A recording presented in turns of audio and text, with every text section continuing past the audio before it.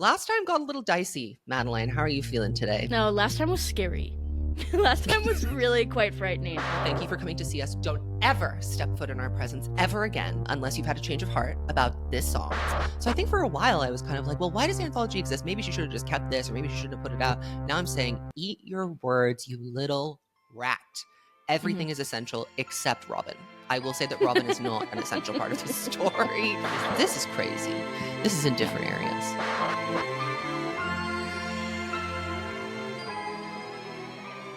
Welcome back to the evolution of a snake. I'm Zach. And I'm Madeline. And this is yet another segment of Phone a Snake, where we ask our listeners to call in to the world's most useless hotline with their questions. Now, today's theme is actually inspired by our last theme, which was Unpopular Last time Opinions. got a little dicey. This time, Madeline, how are you feeling today? No, last time was scary. Department opinions. Last time was really quite frightening. So I'm hoping that with a little bit of guardrails, you know, like putting the bumpers up when you're going bowling, people won't get so crazy. You know, what possible things could people say about torture poets? You know what I mean? You might think that. You might think that. Oh. But I will say they were more measured in tone this time around. And a lot of the calls began with, I'm scared to call in because I don't want you to eat me up. You should be. And you should be, first of all. And second of all, if we eat you up, it's all love. No, it's all love. It's for love. It's 100% unless you say love. something terrible and then we hate you. So it really just depends on what you're saying and who you're saying it to. That also matters. So I thought maybe we would start with one of our more intense calls, a call that maybe question why we even do this in the first place. So let's just start with that one. I think you're going to be a little gagged. Hi, Zach and Madeline. My name is Cheryl, and I've been a very long-time listener of the podcast. I think I've been listening since the very beginning, and this is my first time ever calling in, so I hope I get picked. And just to sweeten your whistle a little bit, I just celebrated my 65th birthday out here in Norfolk, Georgia. Just me and the cats and a couple of beers, but you two have been keeping me company. So I thought, oh, hell, it. Why not go on ahead and call in? My unpopular tortured poets department opinion is that it's just simply way too gosh darn long, and that it will never be taken seriously because there's just so much to get through.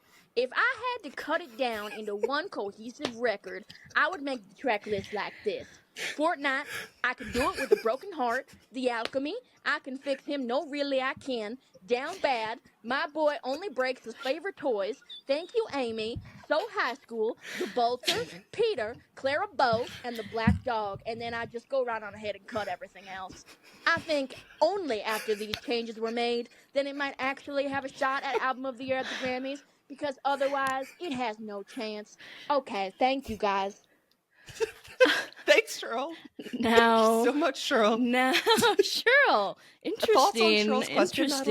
Now, I want you to level with me because I literally can't tell. You know that's me, right?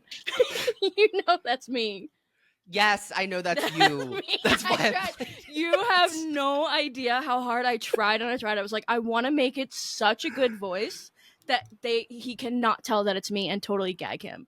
No, and you did get me until you started laughing. There was a point where you started laughing, and I was like, I know it's her. It was when you said something about your cats. You went. It was when I just me and the cats, you know, a couple of beers. I literally almost lost it. And I think Cheryl. I mean, Cheryl is. She picks the worst song in Torture Poets. She lives alone somewhere out in the boondocks, and she lives with her cats. Loser. And she drinks beer and she listens to Evolution of a Snake, and that's kind of like my character. I really wanted to get you, and I think I did a little bit. You did get me. You got me until the end. It sounds like you still towards the end. I can do it with a broken heart. That's when I knew you were really trolling, when you started picking the worst possible songs to create an album. That's when I was like, you started with Fortnite. I was like, girl, I know this is bad. But there was a moment where I was like, hang on. Cheryl? Because it is realistic. No, it is. We have the gotten calls like that before. So I was like, this could be. This could be real. Like, no, it has to be Madeline. Please come back down to earth. It is Madeline. So I thought we would start with that. Thank you so much, Madeline, for calling into your own podcast. I want. I thought it was Gorgeous. delicious. Gorgeous. Never Also, been I done think before. it's worth it to note that we have both really done a hand heart with Tortured Poets as of late. Like, I'm here saying greatest album ever created, so it's gonna be a little bit difficult. I'm saying the exact same thing, so that's where we're coming from, and I'm getting the sense that that's not where everybody else is coming from. You know what? I'd say it's a mixed bag. Let's do something that I think we can agree on. A criticism that perhaps maybe something that we may have had ourselves on our first listen. Hey guys. I have an opinion about Thank You, Aimee. I know that it's not a favorite with the fandom, and I absolutely hate it. I think it's one of her worst songs. But I never hear people talk about specifically the worst line in it, which I can't believe passed through editing, where she says, there's a bronze spray painted or, bronze painted statue of you, and there's a plaque underneath it that threatens to push me down the stairs at our school. And I want everyone to just think about that imagery for a minute. Like, there's a statue and there's a plaque, and the plaque says something like, Taylor Swift, I'm going to push you down the stairs. Like, this imagery is ridiculous, and like, it makes no sense. So anyway, that's my opinion, that like no one is talking about how dumb that line is, but it just puts me on my knees every time. Yeah, you're right. Well, she's right, and when you're right, you're right, and when you're right, you're right, and you should say it. Thank you, Aimee. I really, what I do like about Thank You, Aimee is the bridge, and I think everybody agrees. There wouldn't be this if there hadn't been you. I've seen many a beautiful TikTok with that at the forefront. So thank you, Taylor, for that. And I think there's a couple of good nuggets in it, but it's really that first verse. There's a bronze spray tan. Well, Cheryl. It's a Cheryl song. It's a Cheryl moment. Song. It is a Cheryl moment. The spray tan statue of you. And a fun piece of lore is that I didn't know that Thank You, Aimee was about Kim Kardashian for like a week. You didn't see the capitalization? No. Oh, no, girl. well, I did, but I didn't think it was about Kim Kardashian. I thought it was about a random bully at her school. Actually, I also thought the same until I think it was the bronze spray tan statue that got me like, I don't know why it also, didn't. I've heard this story before. I know this story when I hear it. I've heard it told in every font, in every language. It's been translated into 180 languages and distributed across the world. I'm over it. Enough. I don't want to hear it anymore. And everybody gets so testy when you say that. You're like, oh, actually, maybe we shouldn't linger on something that we've heard a million times. And that's a criticism that I can give to Tortured Poets, is that it's an album of excess and extremes. And that goes both ways. Like, it goes from it being the most like concentrated version of Taylor Swift and like excellent in its diaristic qualities, but it also, like, she spends too long excavating things that are only of interest to her. And there will always be a delusional contingent of people that are like, well, I personally want 11 Cassandras. And to that I say, great, but no one's buying that album. Well, here's my, the tea to be served is that I think we should have picked between Thank You, Aimee and Cassandra. And if I had my druthers, the one that actually fits more on Anthology is definitely Cassandra. So I'm saying Thank You, Aimee is on the block, the chopping block. And that's I think we need to have a limit for each album. There can be one song about Kimye, and that's all. Well, I think that's a reasonable limit. If we're going to be talking about it until the end of time, I think it also gives a creative challenge. It says you can just do one, so get the really good one. Exactly. And yeah, I have no further comment on Thank You, Aimee. I think it's always, repeatedly, I have ranked this album how many times? Dead last. Mm-hmm. I don't listen to it. I shan't. I can't. I won't. Well, my dead last is Robin. I just won't. You know what? And speaking of, why don't we just segue straight into that? Because someone had something to say about... Hi, Snakes. Ruby here. First of all, I want to say love the pod, long-time listener and OG member of the Discord all the way back in the dark days, once accused of being a nationalist, etc., but that's beside the point. My unpopular opinion about the Tortured Poets department is that I think that Robin is in the top 10 of songs on that album for me. Now, I don't know if it's just me projecting being like a big sister, because like I always cry when I hear it because I think about my little brothers, but I think it is the most perfect encapsulation of the bittersweet feeling of watching, the little people in your lives grow up, and how like everybody inevitably has to grow up and have their, I guess, their sweetness, their innocence taken from them by the world, and how hard it can be to watch that happen, and how we always want to do everything we can to just keep, you know, our children, our younger siblings, our nieces, nephews, etc., away from the world, but it just can't happen. And yeah, I don't know if that's made any sense at all, or if I'm literally just projecting, but that is my unpopular opinion. I think you are projecting, and I love that for you. I don't have little people in my life. That's the truth. That I don't is the have other little thing. people in my life. I just don't. No I do have, little people over here. Before anybody clocks me, I do have a niece and a nephew, but I don't have little people in my life. I do have a niece and a nephew. No, I do have a niece and a nephew. But I think if you met them, you would understand why this song does absolutely nothing for me. Not because they're like little freaks or anything. What I'm saying is they are not the kind of kids that like I'm like, oh, the sweet innocent. I'm not explaining this well. I'm not explaining this well. Well, you know what? I'll segue.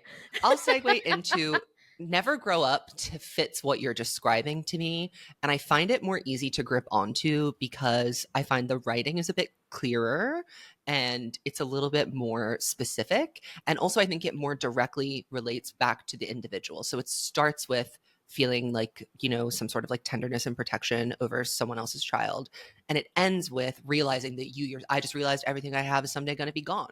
That is a line in a song. That is a profound lyric. So I guess if Robin is your never grow up, I say congratulations, but I also say could never be me. And you know what? This is going to sound kind of fucked up, but you know what my tea is? Between, like, of the two songs that are kind of about, like, loss of innocence, growing up, losing things that we had when we were kids, and things changing when you gain some perspective, I would honestly choose Peter over Robin. I think that Peter is melodically, honestly, like, a better song. Personally, for me, what bothers me about Robin, I think some of the lyrics are good, but it's just the production on it. Way to go, Tiger. Stop. I would rather listen to Peter any day. It's the best example of her worst work with Aaron to me. Everything that like she needs to dial back on with Aaron, or what like kind of drags some projects down. His weaknesses are exemplified in that song to me. And you know what? I have to be brave and share something with the audience today, which is that I've been listening to Peter a little bit more, and it's growing on me. Do I like the song? No. But is it earblood to me in the way that Robin is? Also, no. And I agree. There is something more like nostalgic and sad about Peter. I think it's just because it's about her actual life, whereas like Robin is about I saw someone else's baby and went, "Ow, shucks." Damn, I wish that was me, man. If only we could go back in time. I wish I was that baby. If things could be so simple. So I respect you, but I also don't respect this opinion. So congratulations. I'm in the mood to get angry, to get mad. Hi Snakes, this is my first time calling in to the Snake hotline. If you couldn't already tell from the accent, I'm from London and went to see you guys live in June. Greatest night of my life, Bellissimo, Gorgina, etc. Didn't get meet and greet tickets. I'm still just as salty about that as the fact that my only EOAS tour show was London Night 3. Yeah. Anyways, my torture poet's unpopular opinion is that Guilty as Sin is mid at best. I think it's a bit slow. I think melodically it's a bit boring, but also not that nice. I think the production is really boring. I think the bridge is really weird and sort of takes me out of the song. And the beat drop at the end of the bridge is really weird. And I hate that part, really. The drums are not good in this song.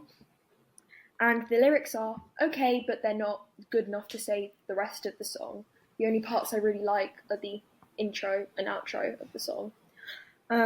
And it sounds like I really hate the song. I don't hate the song. I just think it gets overhyped and that the love it gets isn't deserved compared to other supermodels on the album, such as Fresh Out the Slammer, But Daddy I Love Him, I Hate It Here, etc. Also, Eternal Sunshine deserves to win Album of the Year at the Grammys and not the Torture Poets department. Okay, love you guys so much. Bye! She was like, let me just throw everything I got. That went from worse to worser. I will say the other divas that she selected from this record, she's so right about. Fresh Out the Slammer. I want to talk about that because people aren't recognizing. Guilty as Sin overrated. Guilty as Sin is the greatest song ever made. Can we just start there? Let's start there. Second of all, thank you for coming to see us. Don't ever step foot in our presence ever again, unless you've had a change of heart about this song. I think Guilty as Sin is like the best example of like the whole conceit of the record, which is like temporary insanity. She's lost me. She's completely lost me. And the thing is, she could have just stopped at I don't think it's that great. I think it's overrated. She said to do slander. I hate the hair. I hate the boot. I hate the necklace. I hate the sweater. I hate everything about the outfit. Smelled bad. She's ugly. She's fat. This, that, and the other thing. Why would you say that? If you know how I feel, why would you say that? And it's so funny that she says I hate the beat drop after the bridge. Wrong. One of the best parts of the song. That's like the best parts of the song, actually. It literally takes the song to a higher level of existence. The final chorus is like one of the best parts of that entire record.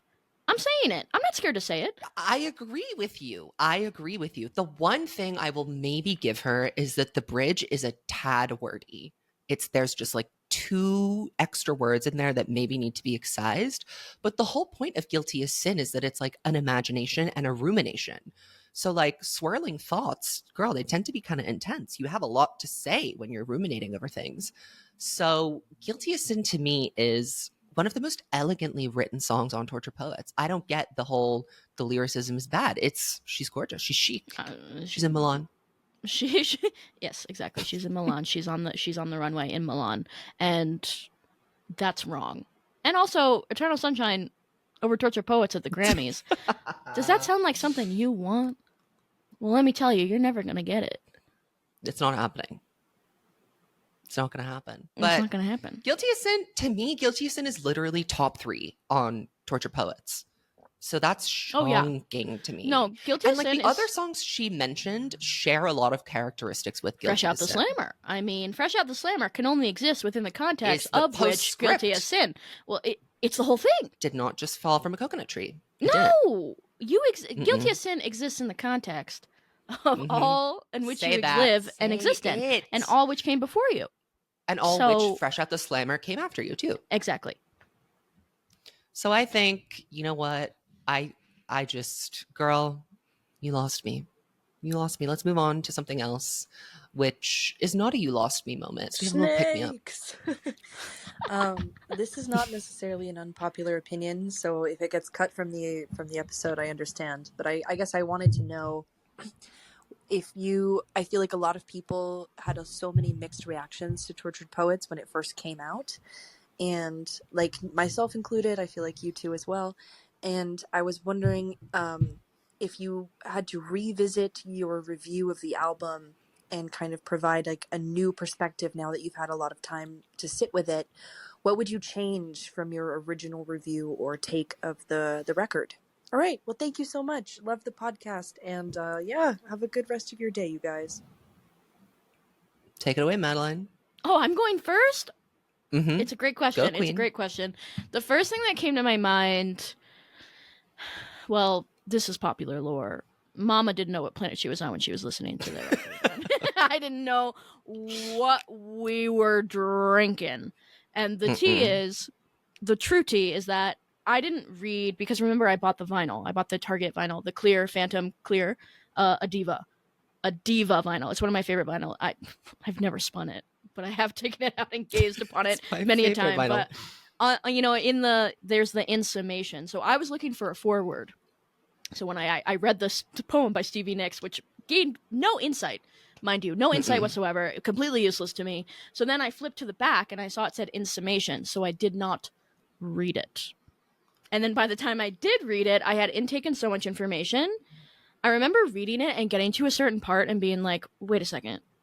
And then being like, it can't be. And then continuing on my journey. And that happened over and over and over again. Your reaction is hysterical, which you can so buy on our Patreon. Well, you can see me in Guilty as Sin and like in Fresh Out the Slammer, me being like, wait a second, who is this about? I'm like almost saying it and being like, no, I'm not going to say that. It can't be. It can't be. It's so good. But if I could like go back and like, perchance change something about my first listen. I almost said I wish I would have realized that it was about Maddie, but honestly, something different happened to me with something different was that fun. I don't think many people experienced, which is a No. total not just like listening to I think most people's realization was the Torture Poets Department title track. Not for me.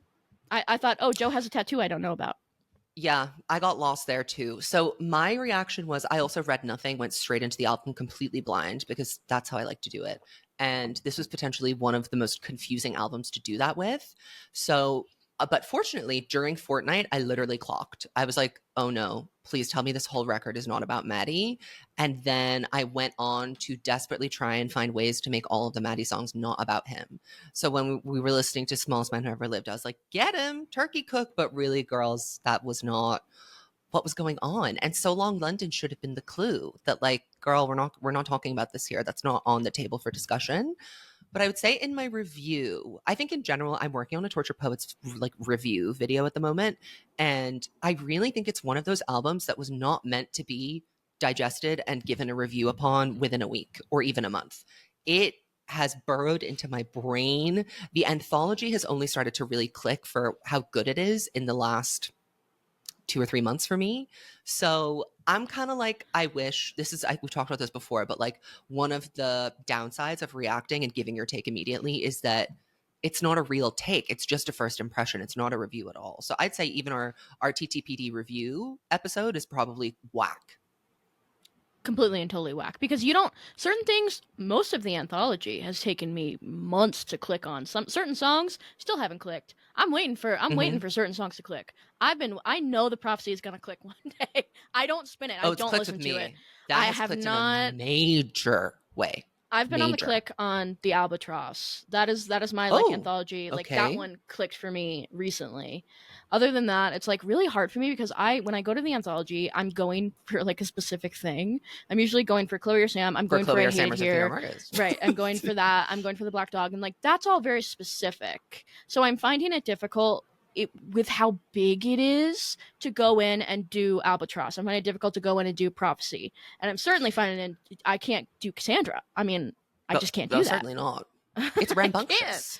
Yeah. The amount of songs is truly like, it's just overwhelming. Yeah. And I think with the way I've started to think about it is that Torture Poets Standard Edition is Red and Anthology is Evermore. And they're combined together. Like that is the experience that you get, because the anthology is all over the place. And it's not even necessarily confined to the happenings of Tortured Poets, but it's also inextricable from Tortured Poets. Like you can't take the anthology by itself and be like, oh, this is a thing.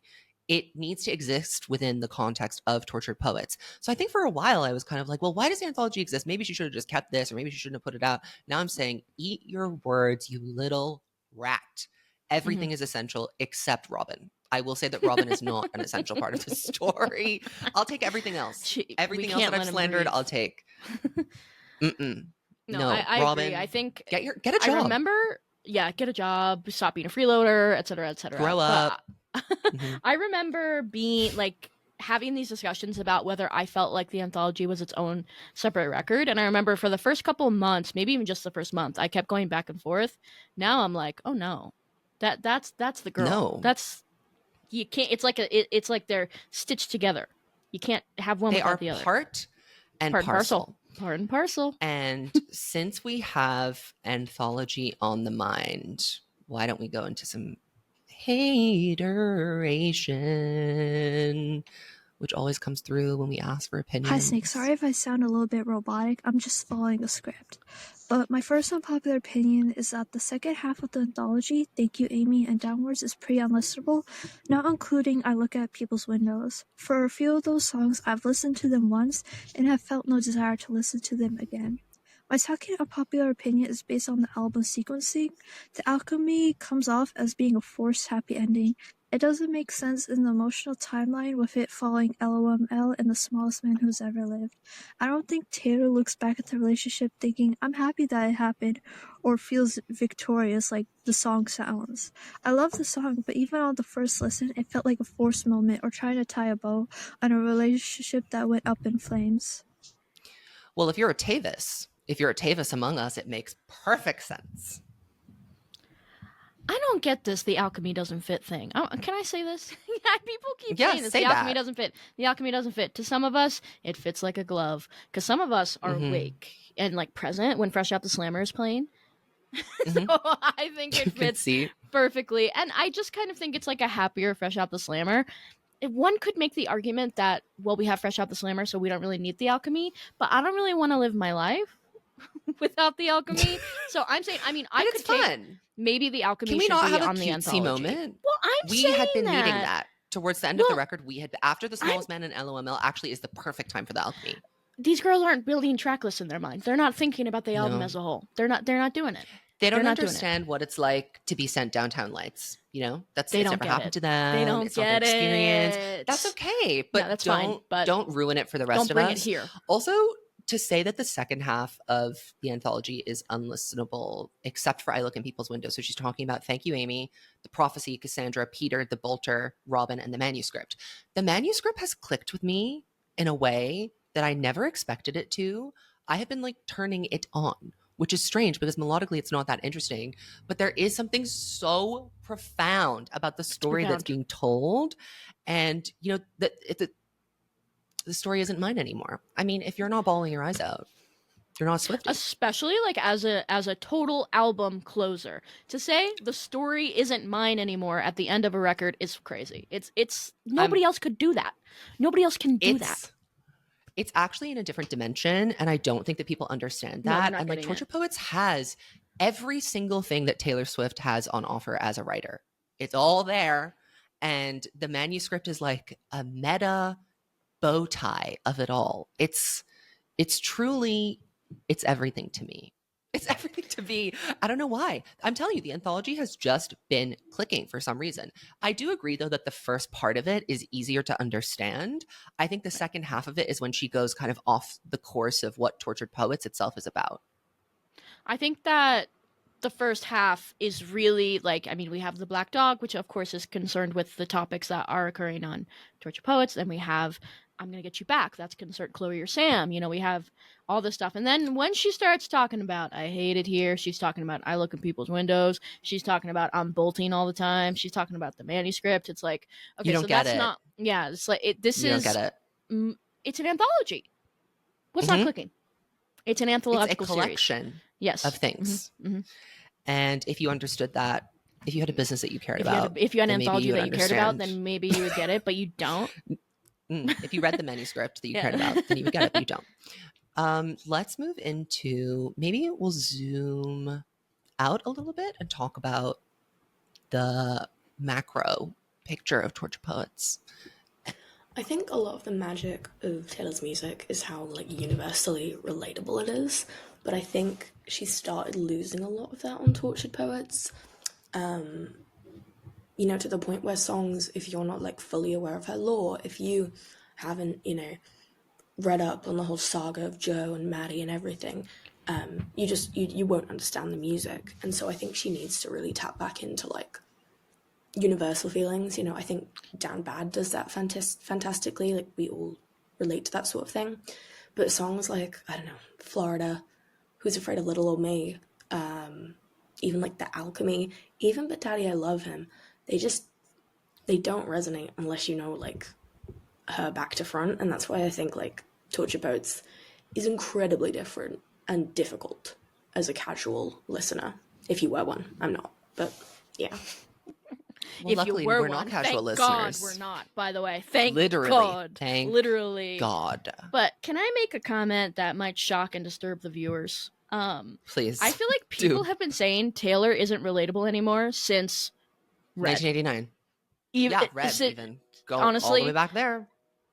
I think that it's like a common critique. I do think that there are some things that we, the people, cannot relate to Taylor about. And I don't think that that's Antihero. necessarily a problem. And I do think that sometimes people, I mean, haven't you ever been the crazy before? Really? You're telling me you've never been the crazy that's Have you know, never everybody... been the protagonist from Marina and the Diamond starring role? Well, I've been Have you asking never this been question. that? Really? Have you not I find that interesting. understood that? Because, well, also it's interesting. Relatability is an interesting thing when it comes to Taylor because, first of all, I think her entire project now has shifted from being about let me speak to your diary pages and more to read my diary. Because before it was like, oh, these songs sound like they were ripped from my diary page. But now it's like, oh my God, thank God we get this like beautiful context to like color in the contours of something we didn't quite understand before. And Torture Poets is the ultimate Swiftie album in that sense. But that doesn't mean to me that it's not palatable for more people. I think it was really promoted wrong and like packaged wrong, which is why it didn't resonate so much with a mass audience. But Swifties are a mass audience. Like it's so huge now that there's enough people who get it for her to move like this. And I think that's so interesting. And also, even though her life is so unrelatable, there are still relatable moments throughout this record for sure. So Long London, yeah, okay. If you know the lore about Joe, it makes sense what it is. But the emotion on that record of like really trying to make something work with someone who like has stopped giving you any sort of sign of life or proof of love whatsoever, that's relatable. Well, I also kind of feel like I don't necessarily want Taylor to just like cater to the masses. I'm finding myself that I don't really care about that anymore. I don't care if she has a #1 worldwide hit that everybody knows. It's like not necessary to me anymore. I don't know. She has it I mean, all. she has it all. So I don't need her to be relatable to the common to the plebeians. I don't need that because some of her best and most interesting work is not relatable. Like Nothing New, Clara Bow, those are songs that are profoundly unrelatable, but they're very emotive. And just because you can't relate to something doesn't mean that you can't like resonate with it or connect with it. Well, I also think that there's something to be said about engaging with art in a way that removes relatability and simply asks you to look at another person's perspective and walk in another person's for what shoes. it is. Yeah. I think that I understand that with music, a lot of people love relatable music, but I think that Taylor does both. She does, this is what my life is like, take a peek into my life and look through my window. And then there's, now I'm looking in your windows and I'm describing what's going on with you at the same time as what's going on with me. I think she does both. And I think that not many can say the same. Now, but Daddy I Love Him is incomprehensible nonsense if you're not clued in. I will give her that. Like that song makes no sense if you don't have the context. But the reason why it's so ridiculous and elaborate and over the top is because she was playing to the audience. She was like, I know there's a specific subset of people that are going to go crazy for this song. There's also people that need to be admonished by this song. So she went all the way in.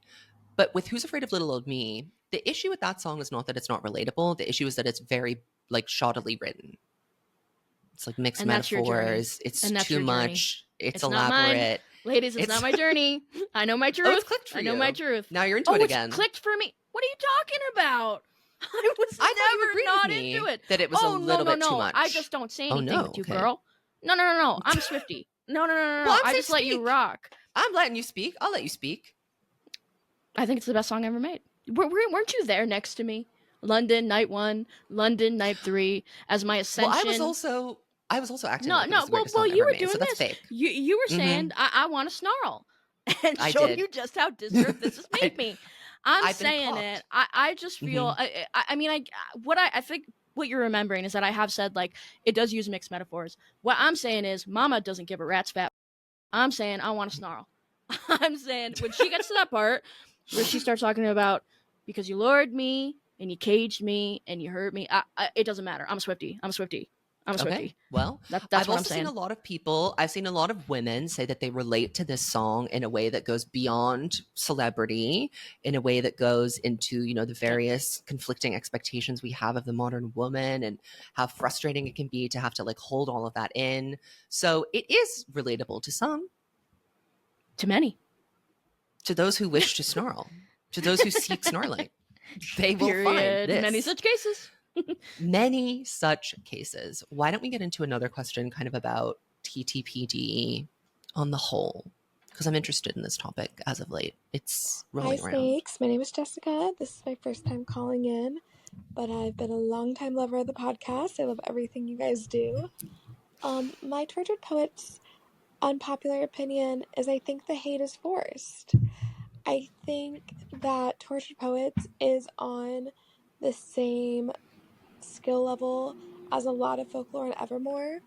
I think Folklore and Evermore are both like tighter, more cohesive albums, but I think that a lot of the songwriting on Tortured Poets is just as good. And I think that a lot of the hate that Tortured Poets gets is just because people, one, are having a Taylor Swift backlash in a general sense from just her exposure the past few years. And additionally, I think a lot of the hate is actually just baggage from Midnight's, and that Midnight's was overpraised, and people are now going in the opposite direction for Tortured Poets. But I don't think it's fair. I think Tortured Poets is the far superior album compared to Midnight's, and I think if it had come out directly after Evermore and been a part of the trilogy that people had originally wanted, had been the Woodvale, let's say, that people would have had a lot more respect and love for it. Speak. Somebody had to say it. Speak.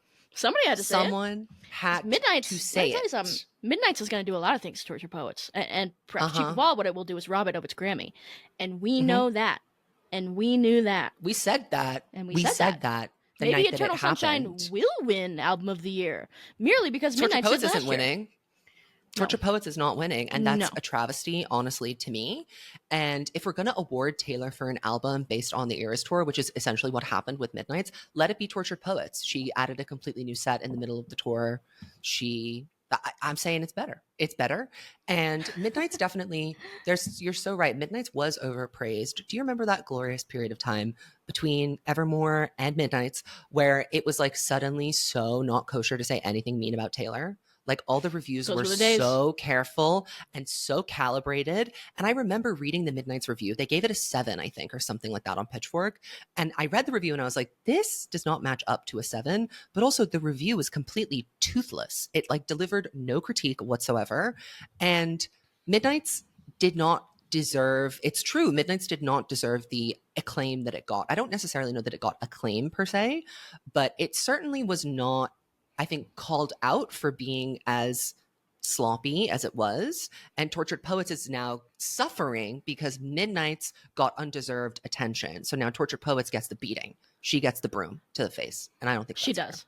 Well, I also think that Midnight's, because it was so, I mean, I remember sitting there reading the sales numbers and being like, I remember reading and this is a milestone that's been passed many times over, but I remember reading it is now outsold 1989, and I was like, I never thought anything would outsell 1989. That silenced me. And I think like the constant Midnights and the constant Taylor Swiftification of culture, not to mention dating a football player, and that's being shoved down everybody's throats 24/7. It's everywhere. It's all the time. I think Midnights is part of the fatigue.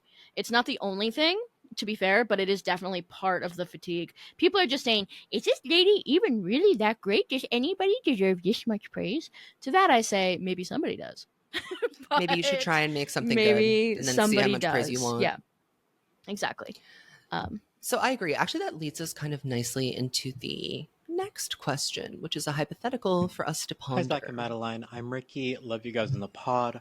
I wanted to send this opinion originally last Phone a Snake, but flopped and bailed at the last minute for fear of being called ungrateful. Not this time, though. My unpopular opinion is that Taylor should have held off on releasing the album this year. Let me be clear. I do like the album, and I'm grateful for the food we have received, but I feel like we could have had a better album cycle had she waited until after the tour was over, not sucking up all the air in the poet's room. There are moments and songs that could have been helped and made better with another round or two of editing and production work. Not to mention she would have had way more time to promote the album itself, give more visuals, and make more actual music videos. Yes, they probably would have been flops with her directing, but at least it would have been something. And we would possibly had a full tour and production, but instead we only get a half-hour moment squeezed in by cutting out beloved songs. Tolerated, Last Great American Dynasty, and Long Live. Gone but not forgotten. And I do have a delusional conspiracy theory that she released when she did to capitalize on the tour momentum and get the most bang for her buck out of the album. I doubt she was feeling the pressure from anyone to release it, and we do know our queen loves to get and wear that back, even if it's an ugly one. Again, in the end, it's Taylor's album, so she is allowed to do what she likes with it, and if she felt it was ready to be released in April, then that is her right, but still, some more time spent on it wouldn't have hurt, in my opinion. Love you guys. Thanks. I'm so of two minds about this. I have like two different opinions. One is that like okay, to maximize the era, to make it as successful as things before, to not let it get metabolized, yes, she should have waited. We could have gotten more music videos. I think if we'd waited, we would not be having Fortnite as a lead single, just BTW. That was a decision that she made quickly. However, the whole point of Tortured Poets was that, and I will never forget, she said, I never needed songwriting the way I needed it when I was making this record.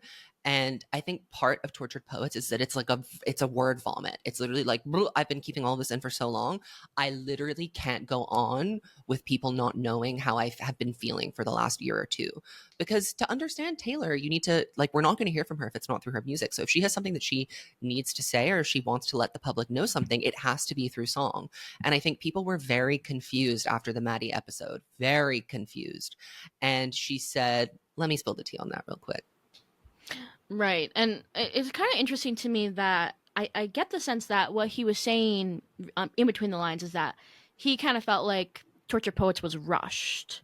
And I don't think, like, in the album itself, like what the album is, I don't find that rushed. I think it was made quickly, but sometimes, you know, things just have to come out, like you said. So that, I mean, maybe some of the rollout you could say is rushed. You could say this, that, and the other thing was rushed. But I don't feel like Tortured Poets, I mean, I don't know if she had waited on it for like another 6 months or like a year or whatever, would it look different? I'm not really sure about that. What difference would it have made? But it's also like, it's hard to imagine the timeline. It's like, well, we're in this timeline now, so there's no butterfly wings flapping, and we're not going to go to a different timeline, so this is it. So it's like hard to fathom, like, oh, maybe it would have been different. But it's like, different doesn't always necessarily mean better. He's talking about, oh, we would have had a really big tour. Do you know that? Do you know wish that?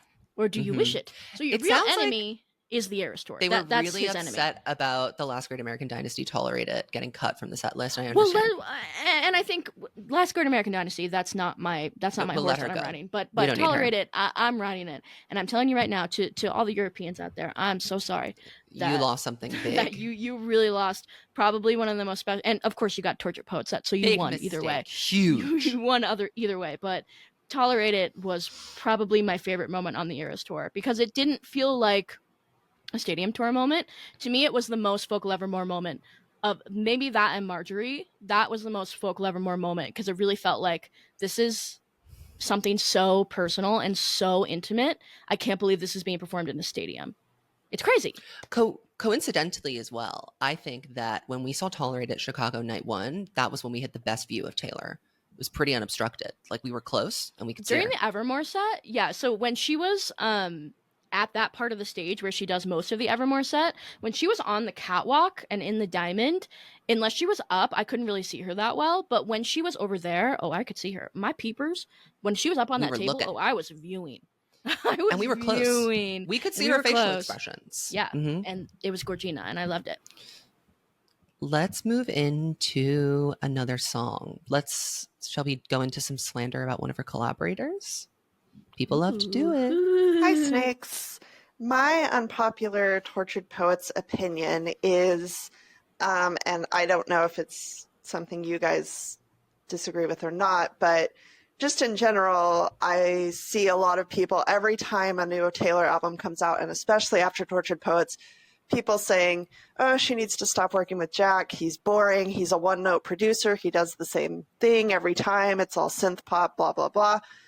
And I just, first of all, I don't agree with that. I mean, I understand he does have a distinctive sound, and, you know, several songs on Tortured Poets sound like they could be Bleachers songs and all that. And I get that criticism to an extent, but I also feel like there are songs like Fresh Out the Slammer and Guilty as Sin and songs like I Can Fix Him that really incorporate a kind of new sound for Taylor that she hasn't really worked with before, and like electric guitars and that kind of like Western guitar sound is different for her. And I don't feel like Jack gets enough credit for that stuff. And I also feel like if we're going to criticize anyone for being a one-note producer who does the same thing over and over again, it should be Aaron Dessner. Bye. So you couldn't just sit there. You had to bring down the other queen. You had to. You couldn't help yourself. I was clapping Well, and not cheering. everybody All has the Jack crowns. T. Well, all the Jack T is very much true, and the exact songs that you mentioned are the exact songs that I would mention specifically from Torture Poets. Fresh Out the Slammer and Guilty as Sin, and I Can Fix Him, No Really I Can, are Unique. really, really interesting moments from Jack and Taylor that I personally don't think that we have seen before from either of them. And I think that they're not like bombastic, so I think people don't realize just how good they are. But I was listening to the Fresh Out the Slammer without the vocals, just the track, just the instrumental track, and I was like, Scorchina. this is in different areas. Something that I really appreciate about Jack as a producer that I don't see a lot of people talking about is that he can be incredibly subtle.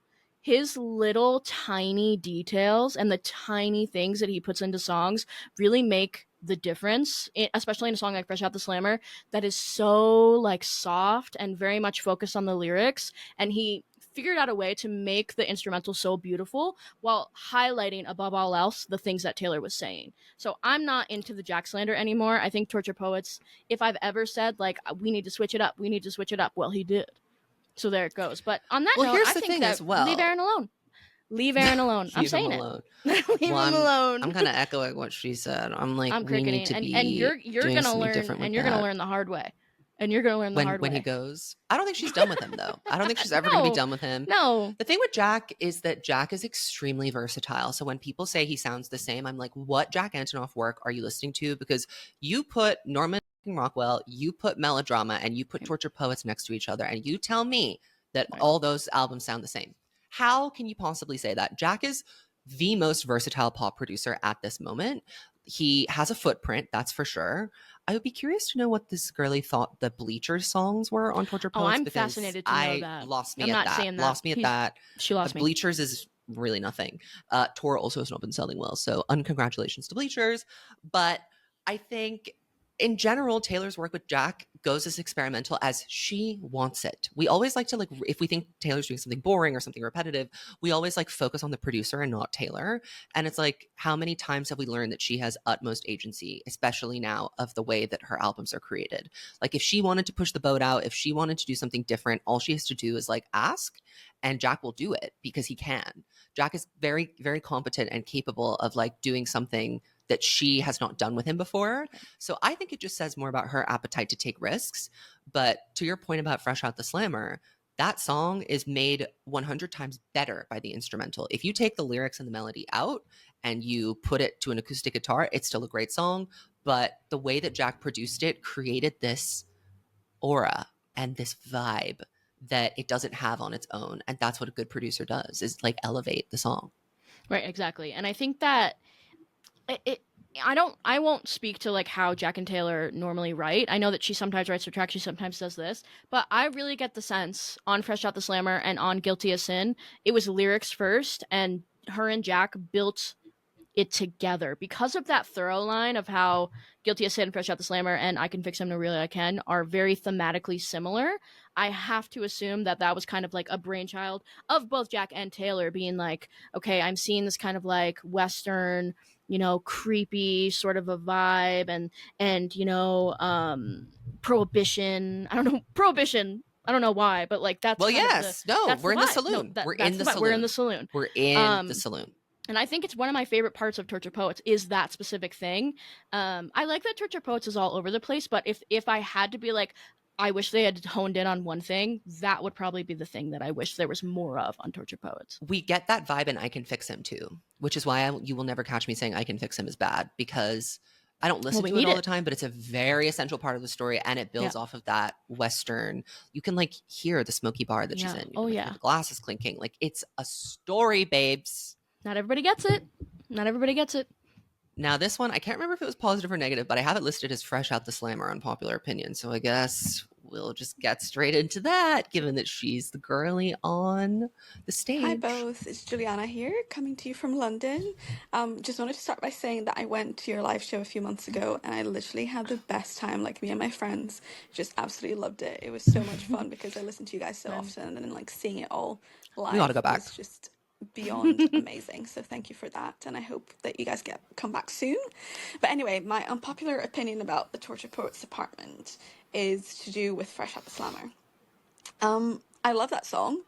I particularly love the first half of that song.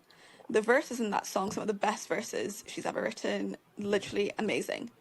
I'm not sure how I feel about the second half of that song, because the bridge comes in and it really like brings the energy down, which is fine. But then sometimes I feel like it needed to be picked up again. And the song just like ends. The bridge happens and then the song just ends. And I'm not sure I'm okay with that. I don't love it. Yeah, like the only thing I can compare it to is, you know, when you really need to sneeze and you feel like you're about to and then you just don't.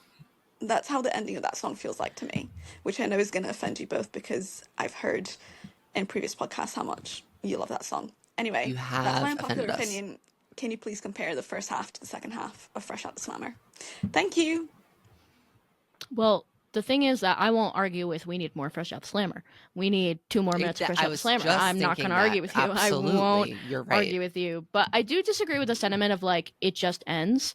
Oh no, baby. But it's going to be It's gonna be all right. I did my time. And then that little synth. Oh my God. It's one of my favorite parts of the song is how it ends. I Mhm. love how it ends. And I like the switch up and the drum. It kind of reminds me of This Is Me Trying, oddly. That drum that Jack does. And then it's like, we're switching gears. We're coming back. Because Fresh Out the Slammer, the verses and the chorus are about like, I'm going to do it. I'm going to do it. And then at the end, it's, and I'm doing it. So that's kind of the switch up, and that's what I really appreciate about it. Yes, I wish it was longer for sure, but I mean, I'll take it as it is too. I think it's perfect. Gorgina, never been done before. Well, also the last part of the song, again, there isn't a conclusion to the thought and the experience she's having here. We're waiting to see. It's TBD. So I think that like that problem actually could just be fixed with a little reshuffling of the track list. Like if we started right now, it's But Daddy I Love Him into Fresh Out the Slammer, which doesn't make What sense. goes nuts Into is Florida, Fresh Out the into Slammer into Guilty as Sin. Fresh Out the Slammer this is what directly I'm into Guilty as Sin saying. is insane. This is what I'm saying. That's how it is on But mine I would because I took also Florida out. Florida's not I there. would maybe even just flip them and do Guilty as Sin first and then Fresh Out the Slammer. But and then after that, we need to go into I Can Fix Him. We have Who's Afraid of Little Old Me sitting there for no reason. We need to go straight into I Can Fix Him after either Fresh Out the Slammer or Guilty as Sin. Because that's when we really start to see, oh girl, oh no. Well, I also love, speaking of, I love that from I Can Fix Him, No Really I Can, into LOML, into I Can Do It With a Broken Heart, is one of the craziest 3-track runs of all time. It's literally very chronological, and it's psycho. And I clap and I cheer. LOML into I Can Do It With a Broken Heart and The Smallest Man Who Ever Lived. Hello? Yeah. That's nuts. Hello. Why don't we, I think we have time for one more. Let's see, what should we end with? This is a tricky one to choose.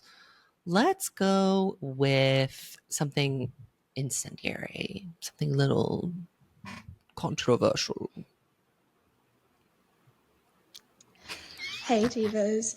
I was just wondering what your thoughts were on, I've seen a theory sort of floating around regarding tortured poets. I don't think this is necessarily a unpopular opinion per se, but the whole theory goes that one of the big reasons why Taylor removed Long Live from the set, not just to make room for the Tortured Poets set on the EOAS tour, but also because in the year she was writing Tortured Poets, she was really like pissed off by the fans and wasn't actually enjoying the fan interaction. And I think that's evident on like Who's Afraid of Little Me, But Daddy I Love Him especially, and that actually she kind of wanted to send a message of you're all annoying and you're all too invasive. But I think there's also the other side to it as well, which is, did you see the whole stuff about Sharon, I Can Do It With a Broken Heart, we're not going to say more, we have to be respectful towards her, like this was her broken time and we made it horrible for her and all this sort of stuff. And I'm like, the fans are just getting weird. And I think it's good that she finally said, you're all either caring too much about me, like you can scream more at the EOAS tour for I Can Do It With a Broken Heart, but then don't be writing open letters about my relationship. But I just wanted to know what your opinions were on that side of the album and the whole she doesn't really like the fans anymore. Thank you. Bye. Very interesting, and I feel like an under-discussed portion of TTPD that is quite shocking and interesting. I think, first of all, I don't think she cut Long Live because she hates the fans. I think she cut it because it's long and the staging is really simple. So it's like an easy thing to cut from the set. It wasn't in the original run anyway, so it was easy to just get that out of the way. In terms of the chanting more thing, that's hilarious. I haven't seen that because I don't engage with that side of the fandom, but it will never cease to inspire and shock and amuse me the different ways in which Swifties will do moral grandstanding. Just because we've seen so many different forms of it. And it's like, it's a competition as to who can be the best delusional parasocial freak. And I love to see it. The Olympics, they do. I have seen the thing about we shouldn't be saying more. I remember when the album first came out. Her face on stage, she's like, she wrote it so that people would scream it. That's the point of the song. Hello.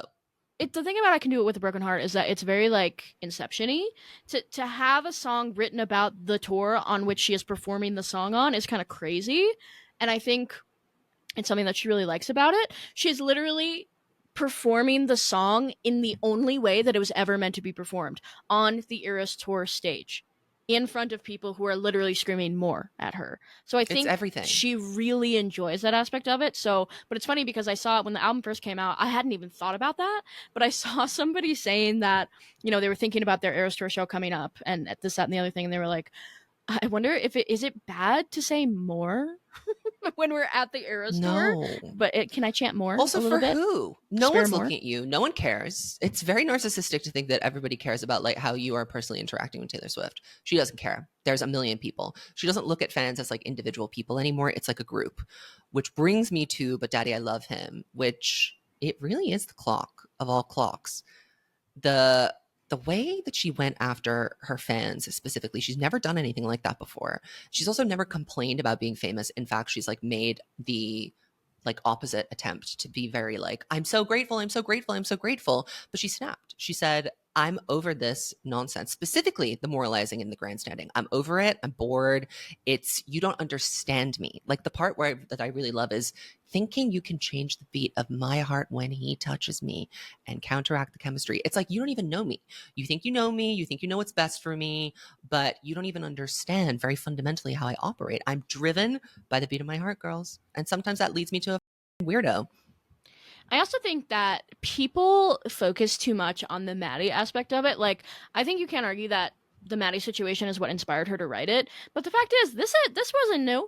You know how many times people have tried to control who she's around and control what she does and control this, that, and the other thing. But Daddy, I Love Him. It's such an absurd song, and it is so specific to being a Swiftie because it's about something that only we as fans of her or people who engage with her this deeply understand because we've seen it over and over and over again, specifically within the fan base. It's not just one thing.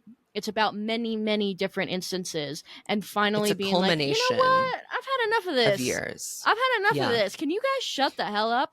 And the tea is they don't and they won't and they shan't and they can't. They won't. So well, that's things like nobody's Daddy, listening. I Love Him with Brittany Mahomes. They just did it again. You just did it again. Right. And the most insulting thing to me is when people try and suggest that we are the intended targets of sanctimonious soliloquies she'll never see. We don't want her to see. That's first of all. We're not trying to tell her how to live her life or what to do.